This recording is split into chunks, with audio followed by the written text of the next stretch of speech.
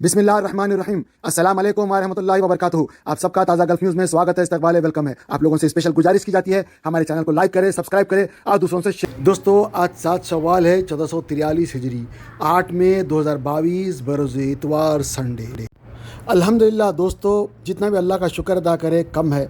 अल्हम्दुलिल्लाह जिद्दा international airport के ऊपर जिस तरह का रश हमने देखा था पिछले हफ्ते, अब वो रश नहीं रहा। अब सारा कुछ कंट्रोल में आ गया है मामला और सब कुछ सही हो गया है। चाहे वो पीआई की फ़्लाइट हो या एयर इंडिया की हो या मसर की हो या दुबई की हो या जो भी फ़्लाइटें हो, अब सही चल रही है, किसी को कोई मसला नहीं है। कल मैंने ग्राउंड रिपोर्टिंग की थी हमारे दोस्त इंजीनियर बासित भाई के तवसत से। आज अल्हम्दुलिल्लाह कोई वो नहीं है, सारा कुछ सही हो गया है। आपको हम बिल्कुल सही इन्फॉर्मेशन देते हैं दोस्तों, और सही एडवाइस देते हैं, वो भी पक्की मालूमात करके, और वही देते हैं जो आपके लिए ज़रूरी होता है। साथ में हम आपको एक मोटिवेशन भी देते हैं ताकि आपका दिल हड़बड़ाए नहीं और आप अपने आप को स्ट्रांग महसूस करें, और कैसी भी हालात हो, कैसी भी परिस्थिति हो, आप उसके अंदर अपने आप को जो है निकाल सके। अल्हम्दुलिल्लाह हमारी बताई हुई एडवाइस के ऊपर आप लोगों ने जो है 5 घंटे पहले चले गए, जिसकी वजह से आप लोगों को बस की सहूलत मिल गई और तमाम जो सहूलतें थी वो सब मिल गई। अल्हम्दुलिल्लाह अपने अपने घर लोग खुश खुर्रम चले गए और सारे लोगों ने शुक्रिया अदा किया, जिसकी वजह से ट्विटर भी हमें जो है मुबारकबाद दिया हुआ है। तो बहरहाल दोस्तों, ये बताना था कि अब अल्हम्दुलिल्लाह कोई ऐसा मसला नहीं है। इंशाल्लाह फ्यूचर में ये अब कभी भी नहीं होगा, क्योंकि ये एक किस्म का रश कभी कभी हो जाता है। क्योंकि रश इस वास्ते भी हुआ था, एक उसकी वजह ये भी थी कि भाई एक तो इंडिया पाकिस्तान के लोग थे और दूसरा एयरपोर्ट के अंदर इंडिया पाकिस्तान के भी लोग आ जाते हैं छोड़ने के अंदर, ये सहूलत है। जबकि ऐसा इंडिया पाकिस्तान के खुद कंट्रीज़ के अंदर एयरपोर्ट के अंदर अलाउड नहीं है, एयरपोर्ट के बाहर तक है, लेकिन यहाँ पे आप अंदर तक जा सकते हैं। एक सहूलत है, छोटी सी सहूलत है यहाँ पे। बहरहाल दोस्तों, अल्हम्दुलिल्लाह अब कोई मसला नहीं है, सब आसान हो गया है। उम्मीद करते हैं इंशाल्लाह फ्यूचर में ऐसा कभी भी नहीं होगा। फिर भी अगर आप कुछ कहना चाहते हैं ये मसले के ऊपर, अगर आपकी राय है ज़रूर दीजिएगा, हम अपने चैनल पर लगाएंगे। दोस्तों, अब व्हाट्सएप पे 256 लोग जो कि मैक्सिमम एक ग्रुप में होते हैं और 257 तक ऐड कर सकते हैं, फिक्स है।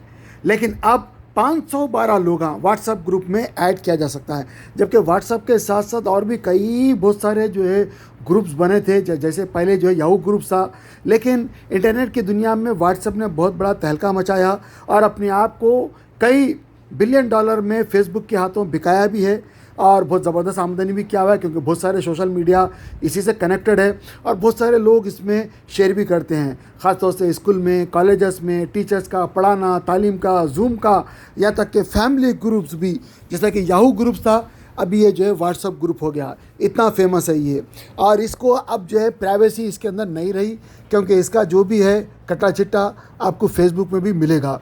बहरहाल दोस्तों, खुशखबरी ये है कि 512 लोगों को आप इसके अंदर ऐड कर सकते हैं। जैसा कि आपको पता है, इसके अंदर अगर आप बिज़नेस ग्रुप में हैं या अगर आपका ऐसा ग्रुप है जहाँ पे दोस्त हैं या रिश्तेदार हैं, तो पूरे अपने तमाम लोगों को इसके अंदर ऐड कर सकते हैं। मेरी आप लोगों से गुजारिश है, जब भी आप ग्रुप ऐड करो तो अनजाने लोगों को ऐड मत करो, जानबूझ के ऐसे लोगों को ऐड करो जिससे आपको नॉलेज मिले। ऐसे लोगों को ऐड मत करो जो आपको जो नुकसान उठाना पड़े, क्योंकि अक्सर ऐसा होता है कि भाई आपको मालूम नहीं है, किसी आप अजनबी को ऐड कर दिए हुए हैं और बाद में जो है कुछ ऐसे ऐसे मैसेज डाल दिया जो आपके लिए नुकसान बन सकता है। इसीलिए आप ऐसे लोगों को एडमिन बनाओ जो अच्छे लोगों को ऐड करे और ग्रुप में लोगों को फ़ायदा दे सके।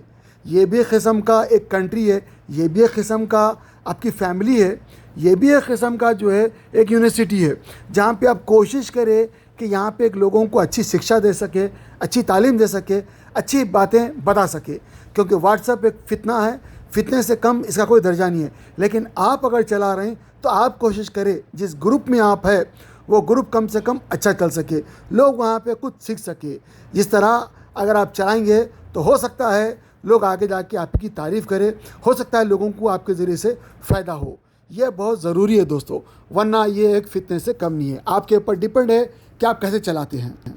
दोस्तों, अगर आप मक्का मदीना जाना चाहते हैं, अगर आप उम्रा करना चाहते हैं या रोज़े रसूल पे सलाम करना चाहते हैं, या अगर आप जो है रियादुल जन्ना में नमाज़ पढ़ना चाहते हैं, तो आपको इत्मीनान या तवक्कुलना के ज़रिए से परमिशन लेना बहुत ज़रूरी है। बहुत सारे लोग फैमिली के मेंबर जो है इंडिया पाकिस्तान से आते हैं, अमेरिका, लंदन, यूरोप से आते हैं। वो फैमिली के ग्रुप में मैंने ये देखा, मेरा ये एक्सपीरियंस हुआ है, किसी एक आदमी को जो तवक्कुलना के ज़रिए से परमिशन मिलता है, बाकी के तमाम लोगों का परमिशन नहीं मिलता।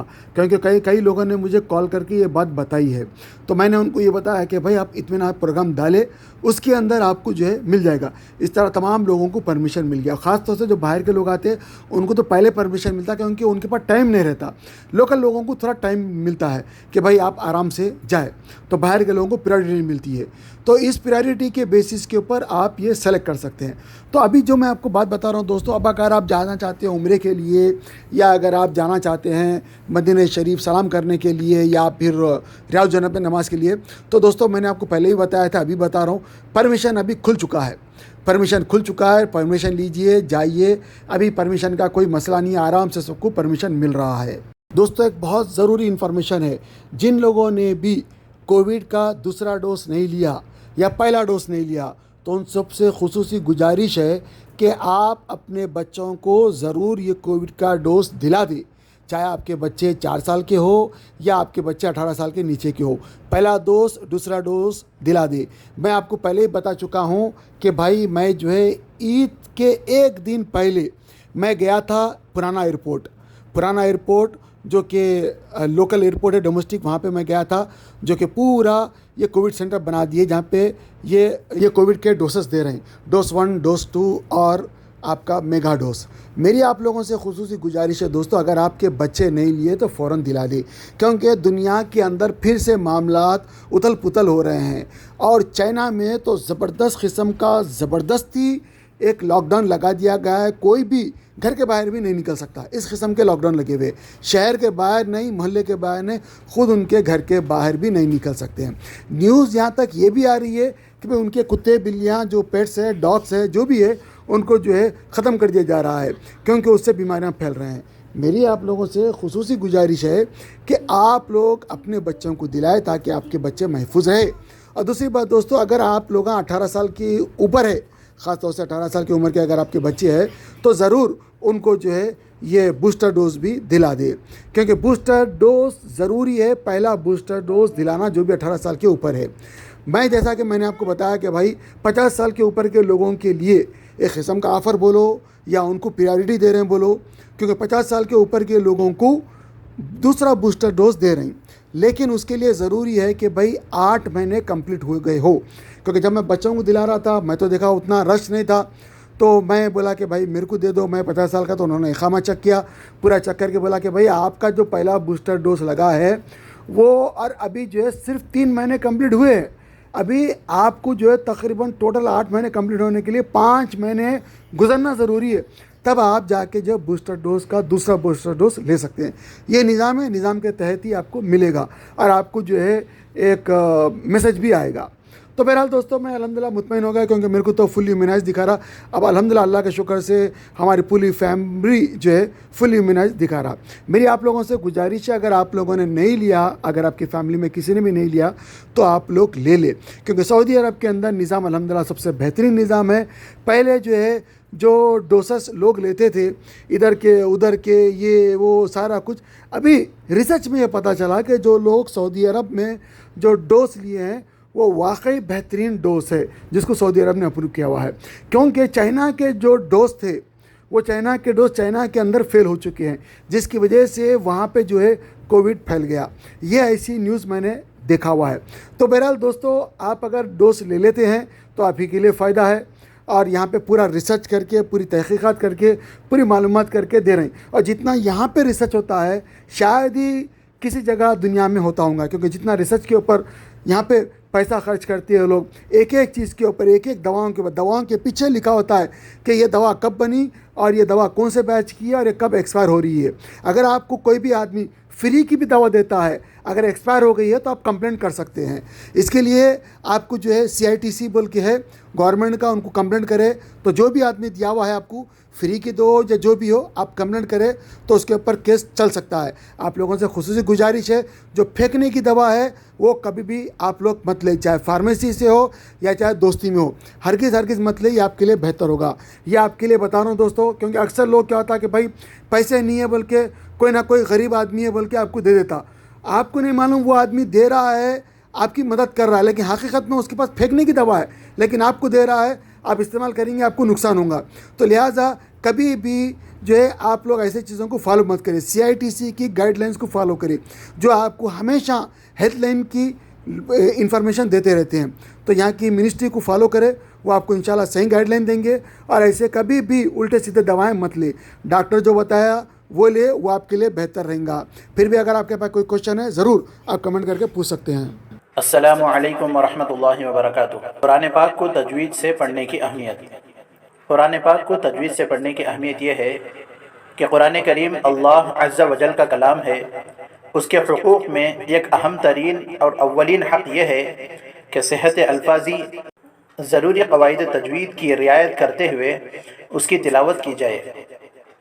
कुरान में अल्लाह अज़्ज़ा वजल का इरशाद है, वरत्तलनाहु तरतीला, हमने उसे तरतील के साथ नाजिल किया है। इससे वाज़ेह है और तरतील ही के साथ पढ़ने का हुक्म भी फरमाया है। चुनांचे दूसरी जगह इरशाद है, वरत्तिलिल कुरआन तरतीला, और कुरान की तिलावत इत्मीनान से साफ साफ किया करो। तरतील की तफसीर हज़रत अली कर्रमल्लाहु वजहू के इरशाद के मुताबिक हुरूफ को तजवीद के साथ पढ़ना और वक्फ़ों की मारिफत है, तो तरतील से कुरान करीम पढ़ा जाएगा, तभी उसकी तिलावत का हक़ अदा होगा। और ऐसे ही तिलावत पर हसनात और इनामात खुदावंदी का वादा है। लेकिन अगर तिलावत तजवीद की रियायत के साथ नहीं बल्कि उसके ख़िलाफ़ है तो उससे तिलावत का हक़ अदा नहीं हो सकता। हदीस पाक के अंदर यूँ आता है, ज़य्यिनुल कुरआन बिअस्वातिकुम, तर्जमा अपनी आवाज़ से कुरान को मुज़य्यन करो।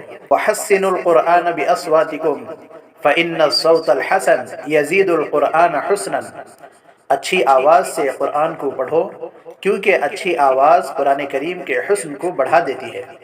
अऊज़ु बिल्लाहि मिनश शैतानिर रजीम, बिस्मिल्लाहिर रहमानिर रहीम, इन्ना नहनु नज़्ज़लना ज़िक्र व इन्ना लहु लहाफ़िज़ून।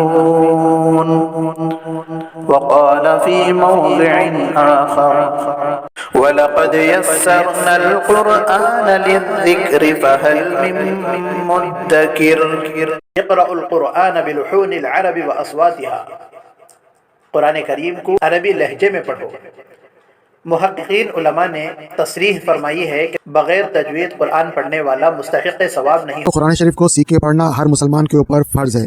इसको सीखना खबर में जाने तक अगर टाइम मिले तो ज़रूर सीखना चाहिए, क्योंकि अल्लाह का कलाम है, अल्लाह ताला बंदों से फरमा रहा है। लिहाजा क्या अल्लाह ताला फरमा रहा, ऐसा क्या है कुरान शरीफ में, हमको सोच समझ के देख के पढ़ना और पढ़ने के साथ साथ हमको उसके ऊपर प्रैक्टिस करना है, तब हम सही जाके मुसलमान बन सकते हैं। वरना हम खाली पीली के जो है खाली नाम के मुसलमान रहेंगे और कुरान शरीफ में क्या लिखा हुआ है, अल्लाह हमसे क्या फरमा रहा, कभी हमको पता नहीं चलेगा।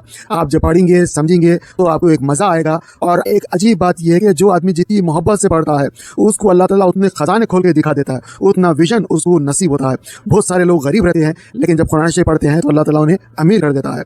बहुत सारे लोग परेशान होते हैं, कुरान शरीफ जब पढ़ते हैं तो अल्लाह उनकी परेशानियां दूर कर देता है। बहुत सारे लोगों का अजाब कुरान शरीफ पढ़ने की वजह से ख़त्म होता है। आप लोगों से गुजारिश की जाती है, यहाँ पे जो दिखाए गए नंबर्स के ऊपर इनको कॉन्टैक्ट करें, चाहे आप इंडिया में हो या पाकिस्तान में हो या सऊदी में हो या UK में हो या USA में हो या गल्फ में कहीं भी हो, किसी दुनिया के किसी भी खिते में हो।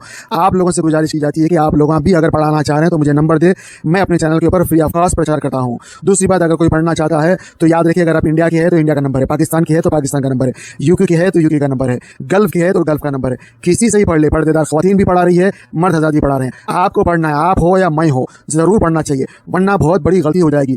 अल्हम्दुलिल्लाह रब्बिल आलमीन, सारी तारीफ़ अल्लाह के लिए, लेकिन अगर आप गलती पढ़ देंगे तो सारी तौर पर अल्लाह के लिए हो जाएगी। तो मेरे को माफ़ करे और मेरे लिए भी दुआ करे, अपने लिए भी दुआ करे। अल्लाह सबको हिदायत दे, आपस में मोहब्बत दे और कुरान शरीफ से इश्क दे, सिखा, समझा, पढ़ा और अमल करा। आमीन।